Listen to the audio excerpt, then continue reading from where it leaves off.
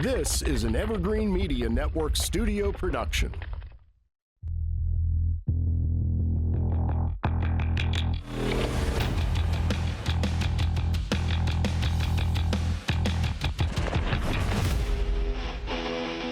Good morning, everyone. Welcome to the Preventus podcast. I'm your host, Dr. Felice Haake.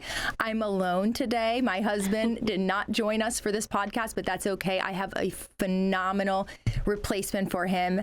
Our guest today is Melissa Meadows. She's an aesthetic nurse practitioner that I am honored and privileged to work with every day at Regenerative Biologics. Welcome, Melissa. Thank you so much for having me. I'm so excited for this podcast because this is going to be first in a series of podcasts that focus on aesthetics. And there's just so much in the aesthetic industry right now that I think people can kind of get lost in the weeds a little bit.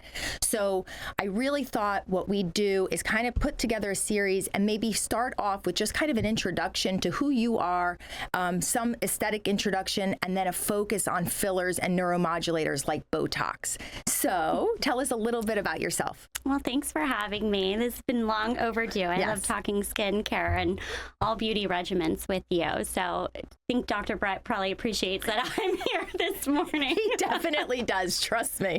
Yeah. So just to tell you a little bit about myself, my background is cosmetic interventions. Basically, I'm an aesthetic nurse practitioner. I've been in this industry for over 10 years. So I specialize in facial injectables, body contouring, and there's different methods in which we can achieve aesthetic, youth and improvement in skin and aging. Yeah. Now, where are you from originally? Florida. You are? Yeah. But whereabouts in Florida? I never asked you that. So I was born in Miami. Yeah. But then I grew up in Fort Pierce. I moved here when I was very young. Okay. And then once it was time to go away to undergrad, I went to University of Florida. Yes, my alma mater. Go Gators. Yeah. And then I completed graduate school out in San Diego. Okay. So I spent about 10 years out in California. And that's actually really what, gave me my exposure to the aesthetic industry. So I started at a small med spa probably about 10 years ago, and it's just grown, where I then got into dermatology and I worked in plastics, and here I am now in Vero Beach back home, and I've teamed up with you. Yes. I'm so happy about that because years ago, when did we meet? We met, I want to say it was pre-pandemic or right at the beginning of COVID, right? Pre-pandemic. Yeah, and you basically were going to possibly kind of join forces with us, and then of course, unbelievable opportunity fell into your lap that you couldn't refuse, and we all understood. So Melissa basically took a job with a large aesthetic company. I don't know if you want to name who they are, but basically training physicians and providers across the country in injectable techniques, so filler and Botox techniques. And so, but I think the travel made her weary. And she found her way back to us somehow. Yes. So for the last 2 years, prior to working with you, I did work with Mars Pharmaceutical, and they're a major injectable company where they have neuromodulators and fillers, biostimulatory fillers that just help improve the integrity of the skin. And what I did for them is I just kind of went around as a clinical trainer, working with novice injectors and more advanced injectors, just to kind of critique technique and implement some of the latest techniques that are available to our patients. Yeah. So I guess if I could, I'd like to kind of segue into what a typical patient of mine looks like, because, beauty is very inside out. And so I tend to get, my typical patient would be a, middle-aged, male or female, doesn't matter. And this is just a typical patient. Of course, I have patients of all ages who come to me for all different things, but usually they're coming with an interest in taking a deeper evaluation and figuring out what's going on with them. And most are coming to me not feeling well. So either they're overweight or they feel like their hormones are off course and they want me to kind of take a deep dive and evaluate them. And my typical patient usually is trying to lose weight. I would say that's the majority. And when these patients do achieve their goals, they come back and they're like, Dr. Haake, I feel amazing. I've lost all this weight. I've never felt better. But, and there's always a but, and it's usually, now I see more wrinkles because I lost weight. Now my skin seems a little more lax. And so that's when I kind of have to pivot and be like, okay, I'm going to go ahead and refer you, to Melissa, because the reality is, and I like to think I know a lot, but I am not an expert in this at all. And so you are who I go to for my personal aesthetics as well. So, so that's a typical patient. So that patient would come to you. And if you don't mind, could you walk us through what like a typical consultation would look like? Because when I first started going and getting my own aesthetics back, let's see, I was like early 30s, I was petrified. Just yesterday. Yeah, just a few years ago. So, but I really was scared. And I know people who are kind of new to this or kind of have virgin faces, we like to call them. They're nervous and they want to trust you. So what does a typical consultation look like with you? Yeah. So with a lot of your patients that have experienced, 20 to upwards of 80 pounds of weight loss, what ends up happening externally is they become more gaunt in the face. Yeah. We've all heard this, term Ozempic face.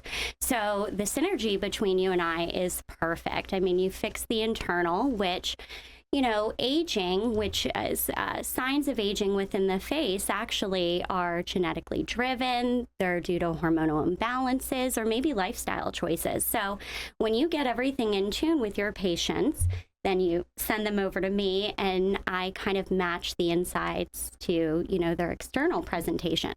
So I just bring them in, and first and foremost, it's important to know what their aesthetic goals are. Right. Okay? Because I may be assessing them and kind of analyzing what I would want to do, but if you don't really understand what the patient is seeking, you're really going to not hit the mark, as so to speak. So when they come in, I just kind of get an idea of what they've done, what's working for them, what they haven't tried. And then I just simply educate them on all the different options, which can sometimes be a little confusing for them, but I like to just simplify it. And it's my job to kind of lead them, to meet their goals. Yeah. And, I want to piggyback on what you just said in terms of talking to the patients about the goals. I had a bad experience with an aesthetic consultation years and years ago where the person evaluating me didn't ask me about my goals. Yeah, they went right to things they thought were wrong with me. And so I remember that really well because she kind of said, does this bother you? This over here, does that bother you? And I was like, no. And then I went home and stared at myself in the mirror and was like, I'm hideous, because she convinced me of things I didn't that you didn't even see before. I didn't. Yeah. And so, there is a kind of a tact in approaching patients. I know you have it because you've approached me with such respect. And, you always kind of say, may I assess you? You always ask permission. And I just think that's fabulous. So I've had the experience. And patients also should know that when they have a consultation, that doesn't mean they have to have treatment that day.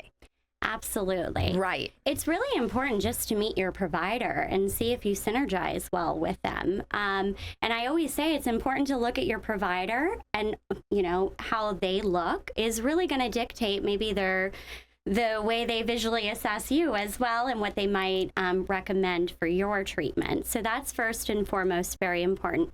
And also look and ask for their befores and afters. Yeah. You want to see their work. Yeah. So that's really important. Yeah. And how would someone find a good provider? In other words, what are the things we should be looking for? Obviously, not everyone lives in Vero and has access to you. So, there's listeners all over the country. How do they find the right person, the right fit? Yeah. I think, social media has done a beautiful job of really advertising the different options. And also, it's kind of a digital resume for that provider. So go past that, though. Dig a little bit deeper, meet with them, see their actual, befores and afters, and then their patient testimonials. And then they'll be able to better guide you and see if you're a right fit or not. Yeah. And for me, what I tended to do in the past was I saw the provider and started with what I thought. I know it's not simple to you because technically it's not, but I would start with something like Botox. Yeah. And I would say, okay, let me see how this happens and how this exchange goes. And then my results. And then I would think, oh, I feel comfortable with this guy now. Okay, I might let him do a little filler in my lips or, my nasolabial folds, those kind of things. So with all that being said, there's so much out there. And there's just internet overload on this device and this product. And where do we start? So, how do we sift through all of that, I guess, is one question. And then just kind of, I want to segue into what is neuromodulators, i.e. Botox, Xeomin, versus filler, because I know there are some listeners who are not even sure what the difference between them are. Yeah, absolutely. I would say that those are the two most popular interventions. You have Botox and then you have fillers. It's very important to distinguish the two because they are two completely separate interventions. You have Botox, which is your neuromodulator. It modulates a muscle. So that is mainly for kind of expression lines. So when a patient lifts their brows or when they, the sun hits their eyes and they squint and they develop deep crows, Botox is meant to reduce that muscle contraction. So you have a softer movement and you're not developing deep static lines. So you're kind of protecting your skin from degradation. So it's a really important intervention, I would say, and typically what most patients start with at first. Now, there's different types of neuromodulators, okay? They're all Clostridium botulinum, but we have Botox, which came out in the 90s. It was the first on the market.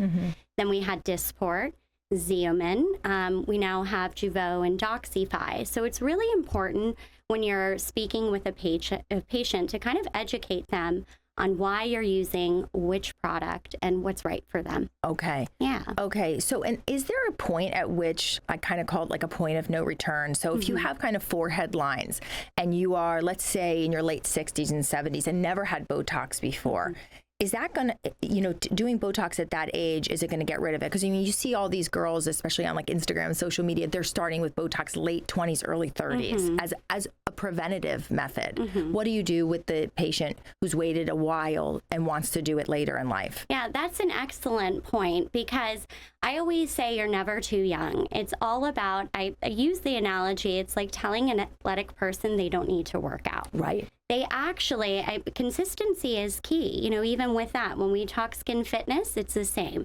So the earlier you start, the better with preventative things like Botox, good skincare, wearing SPF.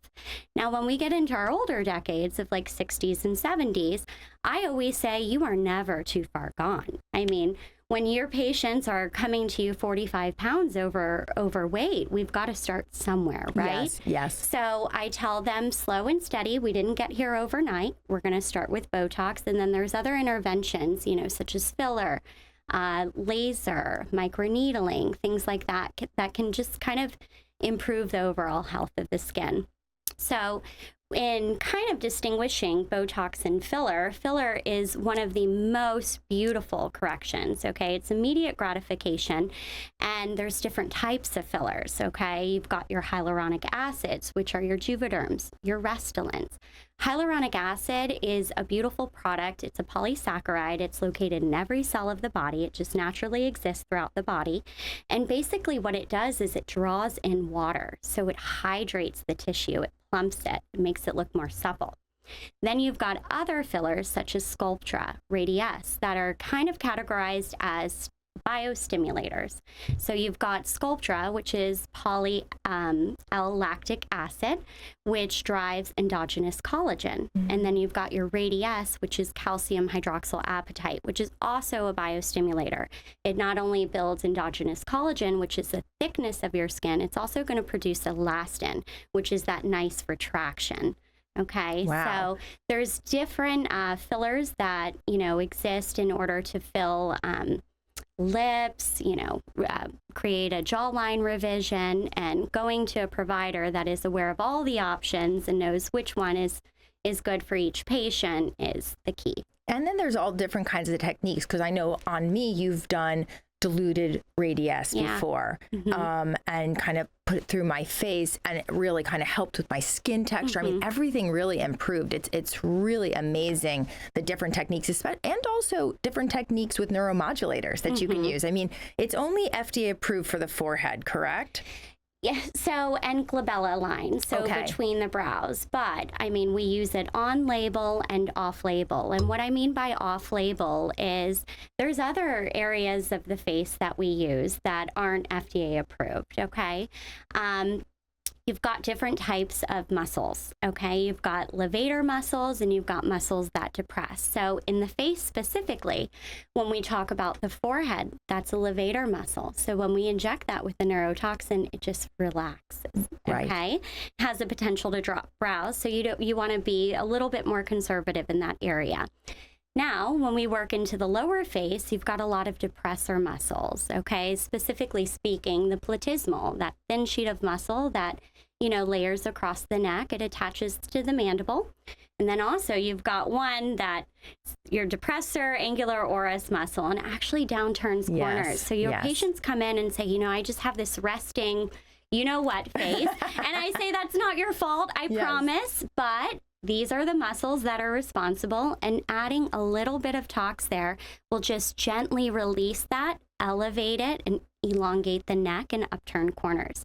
So there's really incredible things that can be done with neuromodulators to kind of reshape the face, and kind of slenderize things and make you look less tired. Yeah, and also less angry. So I'm screaming at my family. They're just like, Mom, she's angry, but she's got a smile on her face.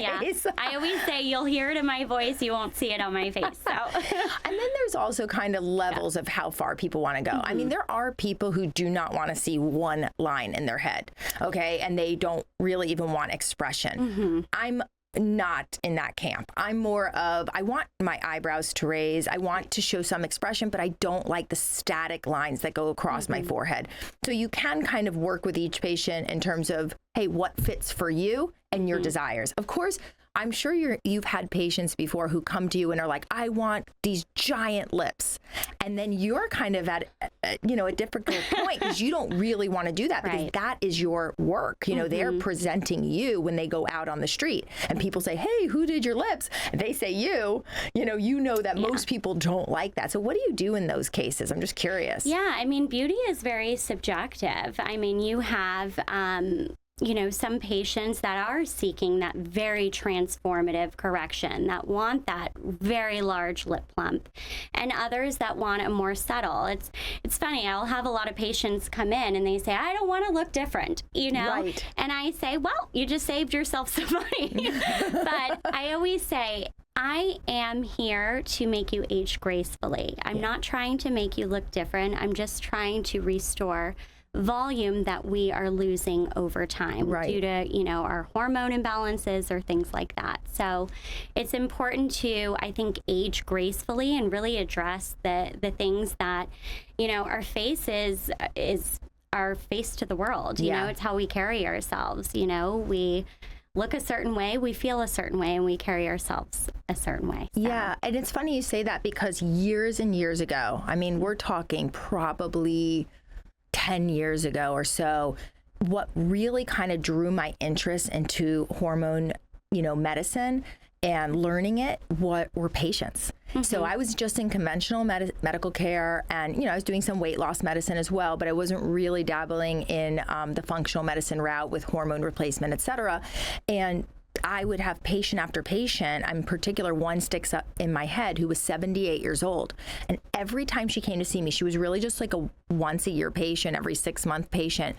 I would forget her age and I would look at her chart and think the birthday was entered incorrectly. That's how young she looked. I mean, she didn't look older than her 50s. Okay. So, and she was on hormones and it really kind of drew my interest. And I saw that reoccurring theme over and over where a patient who had been started on hormones during the right time and was managed properly with hormones could go later in life and remain on their hormones, they tended to look younger, just on the outside. Then when you would do their labs, they tended to internally look younger as well. So it really is kind of, it was really fascinating to me. So my initial draw or interest kind of came from the aesthetics that I was seeing. I was impressed by a 78-year-old who looked like a 54-year-old. So. Yeah. I mean, when you look at estrogen levels, when we get into our 40s and 50s, I mean, you'll hear it a lot when patients come in, they'll say, oh my God, I just see this overnight. I've had these changes. And usually it's because we are in those decades of our life. And if you look at, labs that you take, you'll see that their estrogen levels are really low. Right. Which, just depletes that collagen and hyaluronic acid production. Yes, exactly. So could we look at some photos. Now, Absolutely. I know some of you are in a car listening to this on the radio, and I know that some are listening to, on a podcast like Apple Podcasts. However, we do have a YouTube video, channel that you can watch, and so you'll be able to see these. But Melissa, you'll give a very good description of each patient. Absolutely. So I say a photo says 1,000 words. Yes. Okay. So in this before photo, you can see our lovely patient. This was actually a 4-week transformation, and it was just done using Botox and filler. Wow. Okay. So the first appointment I had with her, she came in. Of course, you want to uncover what their goals are. She said, I just feel very lower face, bottom heavy. I don't feel like I have this V-line appearance. And in the Asian culture, Hispanic as well, you will see that we tend to be more square. So what I decided to do with her, and believe it or not, she looks like she lost weight and she actually didn't lose anything. No, not okay. Yeah. So the first initial intervention was I injected just her lower face. All I treated on this patient was from cheeks down, and I did not augment the lips, and I'll get into more specifically what I did. So I used about 130 units of Botox, and I just targeted those depressor muscles along the mandible and within the neck to give her that elongation. Okay. I also atrophied her masseter muscles, which are in the lateral aspects right at the angle of the jaw, and when you do that, it just slenderizes that muscle. Yeah. Okay. The next step was I did 3 syringes of Radiesse. I placed them along the cheek, and I gave her a nice chin augmentation. And you can see when done correctly, you atrophy muscles, you lift where you want to, and then you can contour and slenderize with filler. Yeah, and I like this example because she's a young patient. Oh, she's young. I think she's in her 20s because I know her, but she looks so much more like a taper to her, which is exactly what she wanted. So that's a great one. Do we have another? So this is an older patient in her 70s. And as you can see here, when we talk about just the aging process, I mean, it's loss of volume in the face. It's also fat pad dissensions. We have different fat pads that along the zygoma, below the eye, and you can actually see in her before and after. In the before, you can see that fat pad dissension. Look at that nasojugal groove presentation from the tear trough down to her cheek. And what I did with her was I did a filler injection, and I used about 9 syringes on her, and this was taken immediately after treatment. And basically all I'm doing is revolumizing the face. And of course, I used a biostimulator because I want every patient to benefit from a trifecta of a result. I don't want just volume, but I want to provide skin remodeling by building her collagen and elastin. It's amazing how much younger she looks. Yeah, really. it's a game changer, and that literally is done in 1 hour. Yeah. And then we have another. Last one. Look at this beautiful face. That's me. I love it. You're so beautiful. So really, there was absolutely nothing I wanted to fix on you other than when I looked at your atrophy around the temple area. You've got beautiful lower facial volume, and my eyes just went to that atrophy around that temple area. And all I did was simply fill that. So you look more proportionate. I call it panfacial volumization. Yeah, and it's funny. After you did that, I mean, this might come off wrong, but I just couldn't stop staring in the mirror. I just kept being like, my God, it was so subtle. Good filler is subtle. Amazing. It's undetectable. They just say, wow, you look refreshed. You look well slept. Yep. But they can't figure it out. And that's the key. Yep. That's really, really the key. So, yes. And after that, I was like, okay, what else can we do? That's the problem. It can get a little addictive, and you start to think like, what else? And there's been times where you're like, no, nothing else right now. We're good. So I guess, we're kind of coming to wrapping up, and I just wanted to first and foremost say thank you so much, because I just know so many people have questions. I thought a great thing would be anybody who wants to go on our YouTube channel and subscribe, that you could place comments if you had things you wanted us to talk about on the next series, because we're really going to focus on lasers and skincare, all the things that are out about their body treatments. So, you know, if there's something particular you really want us to discuss or want Melissa to kind of elaborate on, please, you know, feel free to put in the notes, you know, under the show caption that, you know, what you would like us to talk about. So yeah, any latest topics. Yeah, so thank you so much. It was wonderful having you, and there will be a series of us together, probably about 2 or 3 more. Yes. Thank you.